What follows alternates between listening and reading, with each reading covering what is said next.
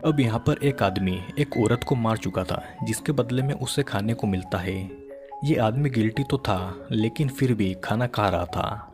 वो पीछे पलटता है तो वही लेडी मरी हुई पड़ी होती है जिसके चेहरे से खून बाहर आ रहा था। ये आदमी यहाँ पर एक चेंबर में था जहाँ पर स्पीकर से आवाज़ आती है और जू कीपर नाम का ये आदमी उस लेडी को घसीट कर ले जाता है। और अभी अभी जिस लेडी को उस आदमी ने मारा था वो और कोई नहीं बल्कि उसकी ही वाइफ थी। और बस यहीं से शुरुआत होती है इस मूवी की।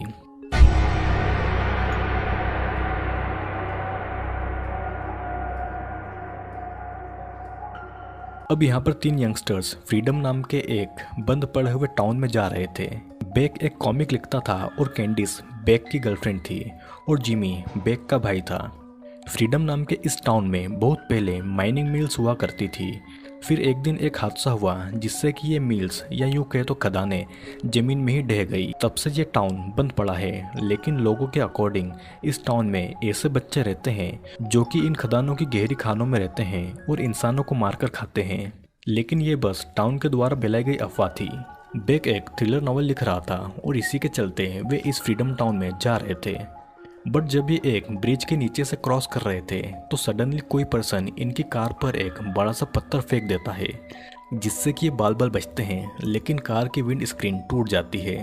बेक कार से उतरकर उस पर्सन के पीछे जाता है लेकिन कैंडिस उसे मना कर देती है क्योंकि इस टाउन में पहले से ही बहुत ज़्यादा अफवाहें फैली हुई थी। अब ये तीनों अपनी टूटी हुई कार को लेकर एक रेस्टोरेंट में जाते हैं जहाँ पर कैंडिस फ्रेश होती है, जिसके बाद में ये सभी वहाँ से कुछ खाने को लेते हैं और फिर इस रेस्टोरेंट से वापस चले जाते हैं जहाँ पर बाहर बेक अपनी फीलिंग कैंडिस से शेयर करता है कि वो उससे शादी करना चाहता है और जब उसकी नॉवेल पूरी हो जाएगी तो वो दोनों शादी कर लेंगे। जब ये टाउन पहुँचते हैं तो टाउन पहुँचते पहुँचते शाम हो जाती है और ये टाउन पूरी तरह से खाली था। फिर जेमिनी एक अबेंडन घर में चला जाता है जिसे बुलाने के लिए कैंडिस और बेक भी उस घर के अंदर चले जाते हैं। लेकिन सडनली कोई पर्सन वहां पर आता है और कैंडिस की कार चुराकर वहां से ले जाता है क्योंकि कैंडिस ने कार की चाबी कार में ही छोड़ दी थी। और अब ये तीनों यहाँ पर इस खाली पड़े टाउन में फंस चुके थे। इन सभी के पास फ़ोन तो थे लेकिन इस टाउन में कोई सिग्नल टावर नहीं था और फ़ोन में नेटवर्क बहुत कम आ रहा था। इसीलिए बेक एक घर की छत पर चढ़ जाता है और 911 पर कॉल करके उनकी लोकेशन बताता है। लेकिन उसका कॉल पूरा नहीं हो पाता क्योंकि वहाँ पर नेटवर्क बहुत ही कम आ रहा था। कैंडिस उस घर के अंदर कुछ चेक करती है और उस घर की विंडो से उसे उसकी कार दिखाई देती है। कैंडिस बाहर आकर बेक को बताती है कि अभी अभी उसने उसकी कार को देखा है। लेकिन सडनली पीछे से कोई उसके सिर पर मारकर उसे वहां से घसीटता हुआ कार की डिक्की में डाल देता है और ऐसा करते हुए उसे बेक देख लेता है। बेक कैंडिस की मदद करने के लिए भागता है लेकिन तब तक देर हो चुकी थी। ये आदमी वही जू कीपर था जो कि मूवी की स्टार्टिंग में दिखाया गया था। वो बेक को एक इलेक्ट्रिक रॉड से शॉक देता है और फिर फायर एक्सटिंग्विशन से CO2 गैस उसके ऊपर छोड़कर उसे और कैंडिस को दोनों को ले जाता है। कैंडिस को जब होश आता है तो वो एक पिंजरे में बंद थी और ये पिंजरा एक बंद पड़े हुए रूम में था। बेक की हालत तो इससे भी ज़्यादा खराब थी। उसे तो ऊपर से नीचे तक किसी ने टेप से लपेट दिया था। अब अगेन स्पीकर से कोई पर्सन बोलता है और वो उनका वेलकम करता है।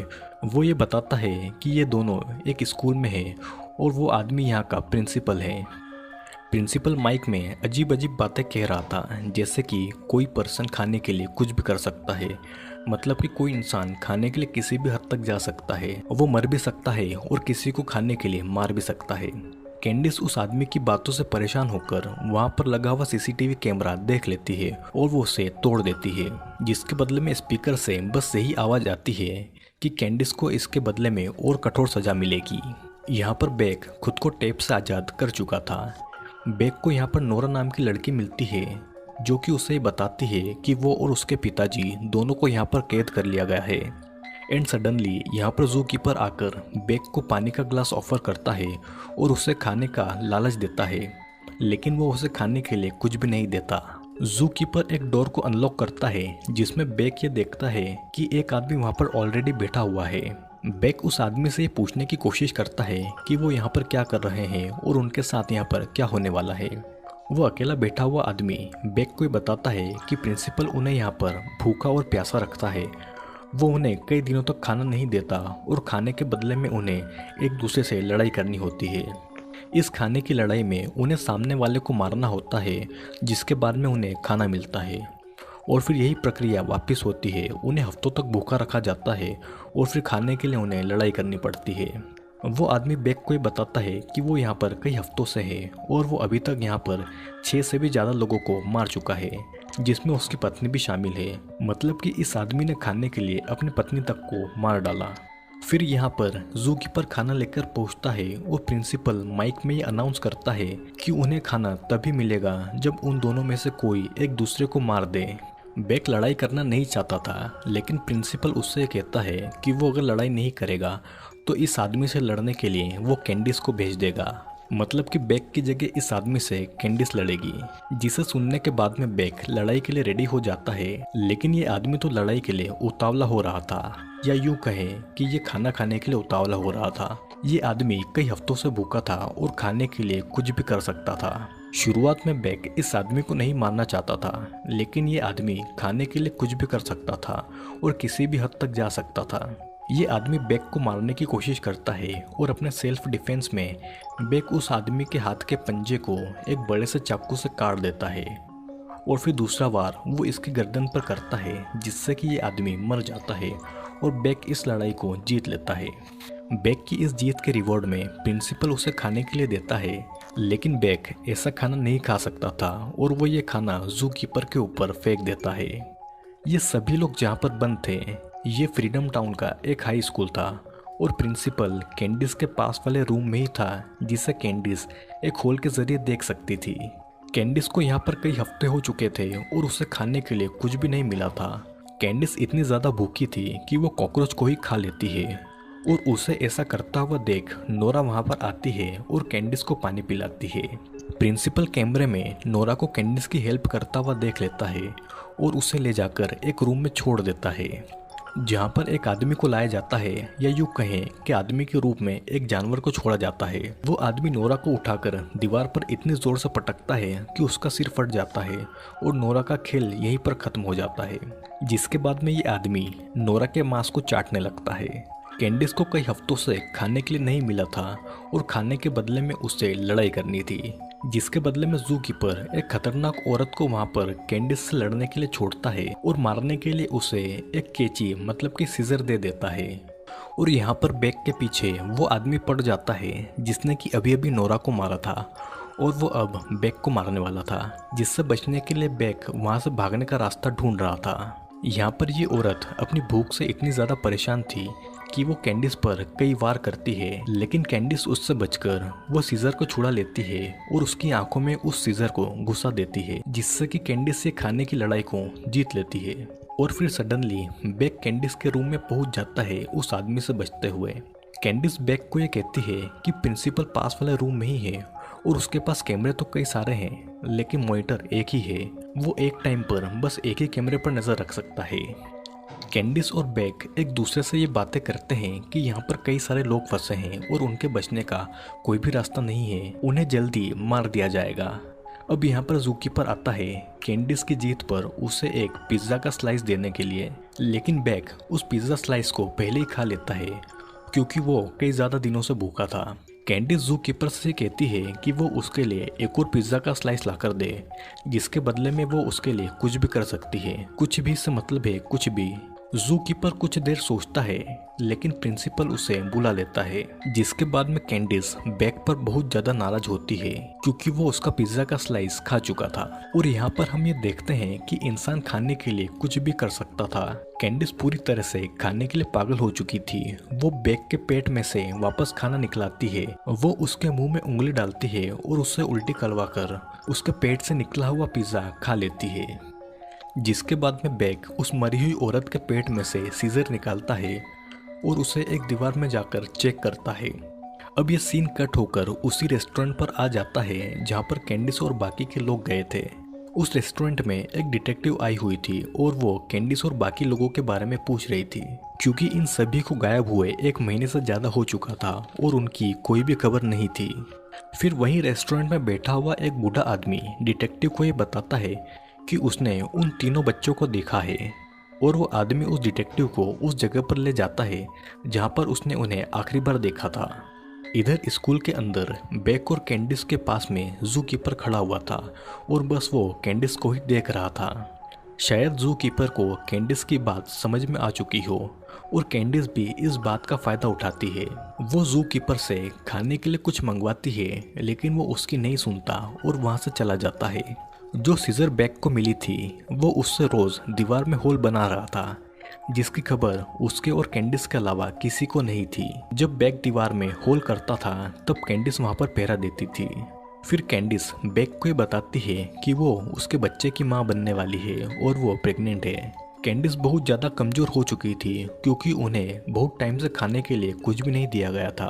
अब यहाँ पर जो आदमी डिटेक्टिव को लेकर आया हुआ था वही प्रिंसिपल था, जिसका असली नाम था एजविक।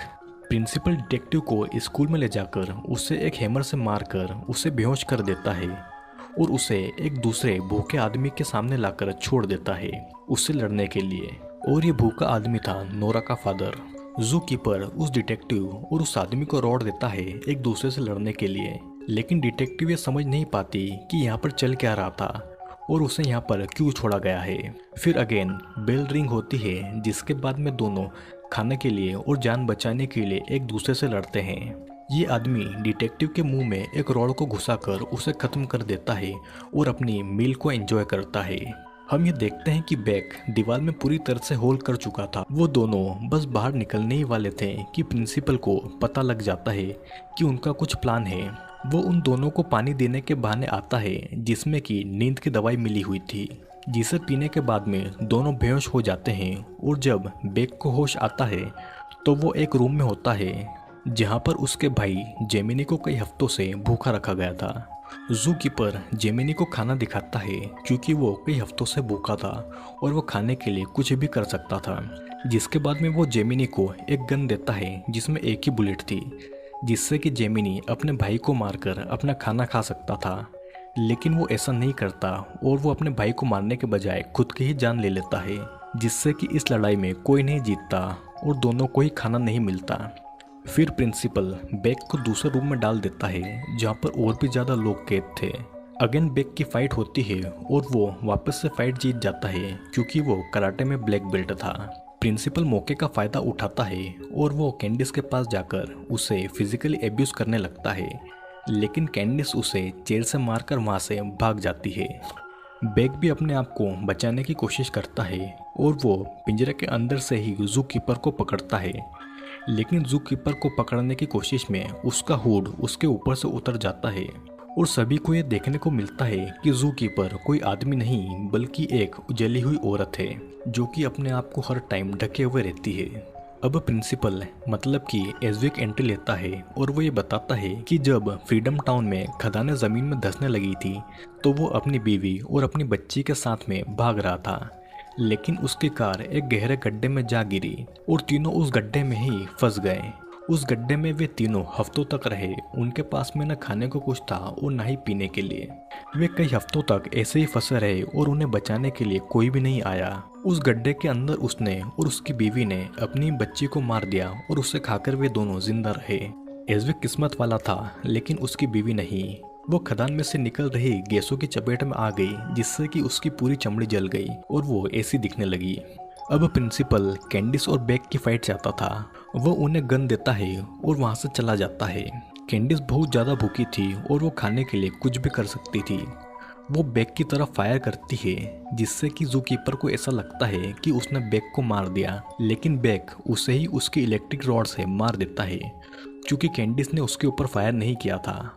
जिसके बाद में कैंडिस और बेक यहाँ से भागने की कोशिश करते हैं और वे दोनों अलग अलग रास्ते पर जाते हैं क्योंकि प्रिंसिपल कैमरे में उन्हें देख रहा था, लेकिन वहाँ पर एक ही मॉनिटर था और वो एक टाइम पर बस एक ही कैमरे में देख सकता था। बेक गन को लेकर प्रिंसिपल के ऑफिस में जाता है उसे मारने के लिए, लेकिन प्रिंसिपल बेक को उसके ऑफिस में बंद करके कैंडिस के पीछे निकल जाता है। कैंडिस जैसे तैसे स्कूल से बाहर आती है और उसे एक पुलिस की कार नजर आती है। कैंडिस उस पुलिस की कार से हेल्प मांगती है और उसे रोकती है, लेकिन इस कार में पुलिस नहीं प्रिंसिपल था। वो कैंडिस की तरफ कार लाता है और उसे कार से ठोक देता है।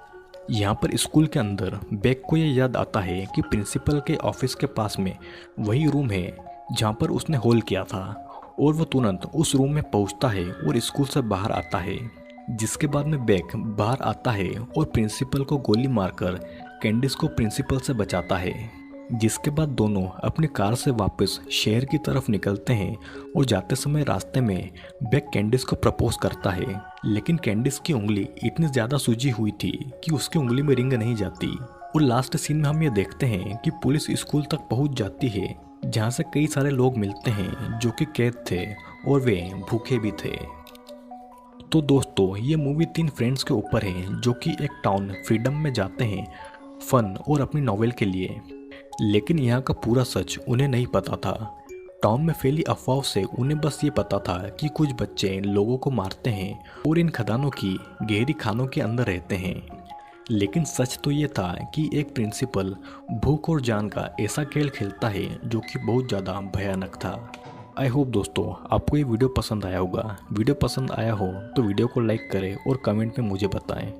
और अगर आपने हमारे चैनल को अभी तक सब्सक्राइब नहीं किया हो तो सब्सक्राइब ज़रूर कर लीजिए, क्योंकि जल्दी कई सारे वीडियोस आने वाले हैं।